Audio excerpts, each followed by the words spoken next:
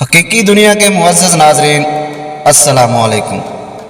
آپ دیکھ رہے ہیں حقیقی دنیا اور میں ہوں عدنان اشرف۔ ناظرین، ہم نے بچپن میں پڑھا تھا مقدونیہ کا الیگزینڈر 20 سال کی عمر میں بادشاہ بنا۔ 23 سال کی عمر میں مقدونیہ سے نکلا۔ اس نے سب سے پہلے پورا یونان فتح کیا۔ اس کے بعد وہ ترکی میں داخل ہوا، پھر ایران کے دارا کو شکست دی، پھر وہ شام پہنچا، پھر اس نے یروشلم اور بابل کا رخ کیا، پھر وہ مصر پہنچا، پھر وہ ہندوستان آیا۔ ہندوستان میں اس نے پورس سے جنگ لڑی، اپنے عزیز ازجان گھوڑے کی یاد میں پھالیا شہر آباد کیا، مکران سے ہوتا ہوا واپسی کا سفر شروع کیا۔ راستے میں ٹائیفائڈ میں مبتلا ہوا اور 323 قبل مسیح میں 33 سال کی عمر میں بخت نصر کے محل میں انتقال کر گیا۔ دنیا کو آج تک بتایا گیا وہ انسانی تاریخ کا عظیم جرنیل، فاتح اور بادشاہ تھا، اور تاریخ نے اس کے کارناموں کی وجہ سے اسے الیگزینڈر دی گریٹ کا نام دیا، اور ہم نے اسے سکندر اعظم یعنی بادشاہوں کا بادشاہ بنا دیا۔ لیکن آج 21ویں صدی میں پوری دنیا کے مورخین کے سامنے یہ سوال رکھتے ہیں، کیا حضرت عمر فاروق رضی اللہ تعالی عنہ کے ہوتے ہوئے الیگزینڈر کو سکندر اعظم کہلانے کا حق حاصل ہے؟ میں دنیا بھر کے مورخین کو سکندر اعظم اور حضرت عمر فاروق رضی اللہ تعالی عنہ کی فتوحات اور کارناموں کے موازنے کی دعوت دیتا ہوں۔ آپ بھی سوچئے۔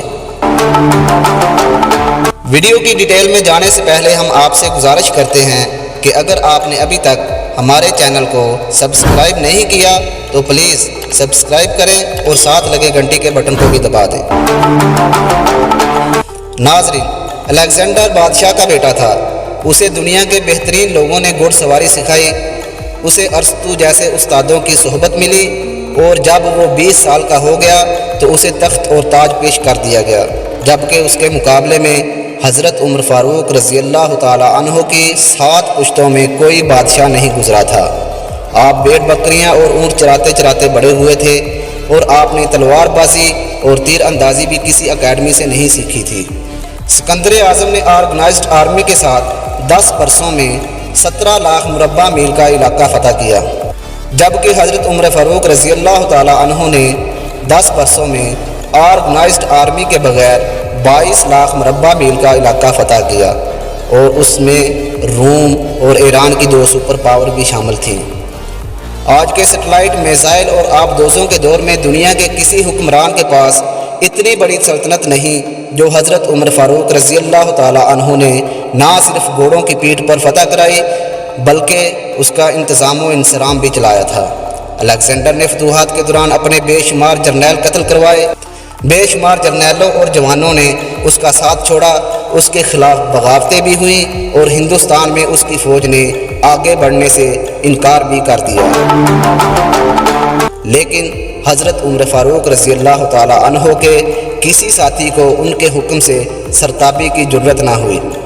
وہ ایسے کمانڈر تھے کہ آپ نے عین میدان جنگ میں عالم اسلام کے سب سے بڑے سپہ سالار حضرت خالد بن ولید رضی اللہ تعالی عنہ کو معزول کر دیا، اور کسی کو یہ حکم ٹالنے کی جرت نہ تھی۔ آپ رضی اللہ تعالی عنہ نے حضرت سعد بن ابی وقاص رضی اللہ تعالی عنہ کو کوفے کی گورنری سے ہٹا دیا۔ آپ نے حضرت احرس بن کعب رضی اللہ تعالی عنہ سے گورنری واپس لے لی۔ آپ نے حضرت عمرو بن عاص رضی اللہ تعالی عنہ کا مال ضبط کر لیا، اور آپ نے حمص کے گورنر کو واپس بلا کر اونٹ چرانے پر لگا دیا، لیکن کسی کو حکم عدولی کی جرت نہ ہوئی۔ الیگزینڈر نے 17 لاکھ مربع میل کا علاقہ فتح کیا، لیکن دنیا کو کوئی نظام، کوئی سسٹم نہ دے سکا، جبکہ حضرت عمر فاروق رضی اللہ تعالی عنہ نے دنیا کو ایسے سسٹم دیے جو آج تک پوری دنیا میں رائج ہے۔ مثلا سن ہجری کا اجرا کیا، جیل کا تصور دیا، مؤذنوں کی تنخواہیں مقرر کی، مسجدوں میں روشنی کا بندوبست کروایا، پولیس کا محکمہ بنایا، ایک مکمل عدالتی نظام کی بنیاد رکھی، آبپاشی کا نظام قائم کروایا، فوجی چھاؤنیاں بنوائیں اور فوج کا باقاعدہ محکمہ قائم کیا۔ آپ نے دنیا میں پہلی بار دودھ پیتے بچوں، معذوروں، بیواؤں اور بے آسراؤں کے وظائف مقرر کیے۔ آپ نے دنیا میں پہلی بار حکمرانوں، سرکاری عہدیداروں اور والیوں کے اثاثے ڈکلیئر کرنے کا تصور دیا۔ آپ نے بے انصافی کرنے والے ججوں کو سزا دینے کا سلسلہ بھی شروع کیا۔ آپ نے دنیا میں پہلی بار حکمران کلاس کی اکاؤنٹیبلٹی شروع کی۔ آپ راتوں کو تجارتی قافلوں کی چوکیداری کرتے تھے۔ آپ فرمایا کرتے تھے جو حکمران عدل کرتے ہیں وہ راتوں کو بے خوف سوتے ہیں۔ آپ کا فرمان تھا قوم کا سردار قوم کا سچا خادم ہوتا ہے۔ آپ کی مہر پر لکھا تھا عمر نصیحت کے لیے موت ہی کافی ہے۔ آپ کے دسترخوان پر کبھی 2 سالن نہیں رکھے گئے۔ آپ زمین پر سر کے نیچے اینٹ رکھ کر سو جاتے تھے۔ آپ سفر کے دوران جہاں نیند آ جاتی تھی آپ کسی درخت پر چادر تان کر سایہ کرتے اور سو جاتے اور رات کو ننگی زمین پر دراز ہو جاتے تھے۔ آپ کے کرتے پر 14 پیوند لگے تھے اور ان پیوندوں میں ایک سرخ چمڑے کا پیوند بھی تھا۔ آپ موٹا کھردرا کپڑا پہنتے تھے۔ آپ کو نرم اور باریک کپڑے سے نفرت تھی۔ آپ کسی کو جب سرکاری عہدے پر فائز کرتے تھے تو اس کے اثاثوں کا تخمینہ لگوا کر اپنے پاس رکھ لیتے تھے اور اگر سرکاری عہدے کے دوران اس کے اثاثوں میں اضافہ ہو جاتا تو آپ اس کی اکاؤنٹیبلٹی کرتے تھے۔ آپ جب کسی کو گورنر بناتے تو اسے نصیحت فرماتے تھے کہ کبھی ترکی گھوڑے پر نہ بیٹھنا، باریک کپڑے نہ پہننا، چھنا ہوا آٹا نہ کھانا، دربان نہ رکھنا اور کسی فریادی پر دروازہ بند نہ کرنا۔ آپ فرماتے تھے ظالم کو معاف کر دینا مظلوموں پر ظلم ہے۔ آپ کا یہ فکرہ آج انسانی حقوق کے چارٹر کی حیثیت رکھتا ہے۔ مائیں بچوں کو آزاد پیدا کرتی ہیں اور تم نے انہیں کب سے غلام بنا لیا۔ فرمایا میں اکثر سوچتا ہوں اور حیران ہوتا ہوں عمر بدل کیسے گیا۔ آپ اسلامی دنیا کے پہلے خلیفہ تھے جنہیں امیر المومنین کا خطاب دیا گیا۔ ناظرین، دنیا کے تمام مذاہب کی کوئی نہ کوئی خصوصیت ہے۔ اسلام کی سب سے بڑی خصوصیت عدل اور حضرت عمر فاروق رضی اللہ تعالی عنہ کی وہ شخصیت ہیں جو اس خصوصیت پر پورا اترتے ہیں۔ آپ کے عدل کی وجہ سے عدل دنیا میں عدل فاروقی ہو گیا۔ آپ شہادت کے وقت مقروض تھے، چنانچہ آپ کی وصیت کے مطابق آپ کا واحد مکان بیچ کر آپ کا قرض ادا کر دیا گیا اور آپ دنیا کے واحد حکمران تھے جو فرمایا کرتے تھے میرے دور میں اگر فرات کے کنارے کوئی کتا بھی بھوک سے مر گیا تو اس کی سزا عمر یعنی حضرت عمر فاروق رضی اللہ تعالی عنہ کو بھگتنا ہوگی۔ ناظرین، آپ کے عدل کی یہ حالت تھی۔ آپ کا انتقال ہوا تو آپ کی سلطنت کے دور دراز علاقے کا ایک چرواہا بھاگتا ہوا آیا اور چیخ کر بولا لوگو حضرت عمر فاروق رضی اللہ تعالی عنہ کا انتقال ہو گیا۔ لوگوں نے حیرت سے پوچھا تم مدینہ سے ہزاروں میل دور جنگل میں ہو، تمہیں اس سانحے کی اطلاع کس نے دی؟ چرواہا بولا جب تک حضرت عمر فاروق رضی اللہ تعالی عنہ زندہ تھے میری بھیڑیں جنگل میں بے خوف پھرتی تھیں اور کوئی درندہ ان کی طرف آنکھ اٹھا کر بھی نہیں دیکھتا تھا، لیکن آج پہلی بار ایک بھیڑیا میری بھیڑ کا بچہ اٹھا کر لے گیا۔ میں نے بھیڑیے کی یہ جرأت سے جان لیا کہ آج دنیا میں حضرت عمر فاروق رضی اللہ تعالی عنہ موجود نہیں۔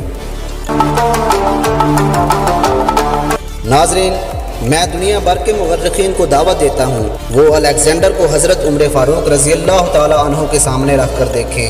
انہیں الیگزینڈر حضرت عمر فاروق کے حضور پہاڑ کے سامنے کنکر دکھائی دے گا، کیونکہ الیگزینڈر کی بنائی سلطنت اس کی وفات کے 5 سال بعد ختم ہو گئی، جبکہ حضرت عمر فاروق رضی اللہ تعالی عنہ نے اپنے دور میں جس خطے میں اسلام کا جھنڈا بھجوایا وہاں سے آج بھی اللہ اکبر کی صدائیں آتی ہیں، وہاں آج بھی لوگ اللہ کے سامنے سجدہ کرتے ہیں۔ ناظرین، دنیا میں الیگزینڈر کا نام صرف کتابوں میں سمٹ کر رہ گیا، جبکہ حضرت عمر فاروق رضی اللہ تعالی عنہ کے بنائے نظام دنیا کے 245 ممالک میں آج بھی کسی نہ کسی شکل میں موجود ہیں۔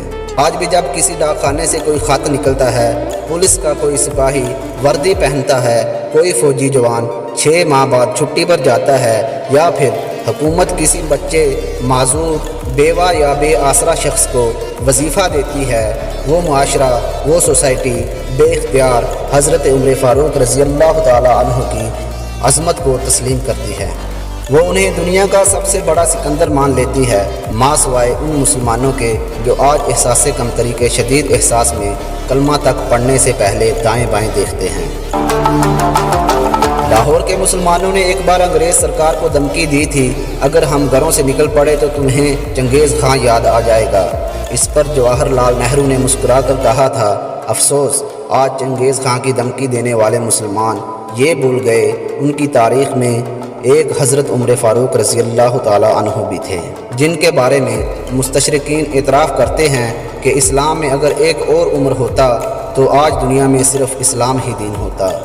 ہم آج بھی یہ بھولے ہوئے ہیں کہ ہم میں ایک حضرت عمر فاروق رضی اللہ تعالیٰ عنہ بھی تھے، جن کے بارے میں رسول اللہ صلی اللہ علیہ وآلہ وسلم نے فرمایا تھا، میرے بعد اگر کوئی نبی ہوتا تو وہ یقیناً عمر ہوتا۔ تو ناظرین، اس پوری ویڈیو کو مد نظر رکھتے ہوئے آپ خود فیصلہ کیجئے اور کمنٹ سیکشن میں اپنی رائے کا اظہار کیجئے کہ بڑا سکندر اعظم کون ہے، الیگزینڈر یا حضرت عمر فاروق رضی اللہ تعالیٰ عنہ۔ ویڈیو کو لائک کرنے کے ساتھ ساتھ شیئر ضرور کیجئے۔ اپنا بہت سارا خیال رکھیے۔ ہمیں دیجیے اجازت۔ اللہ حافظ۔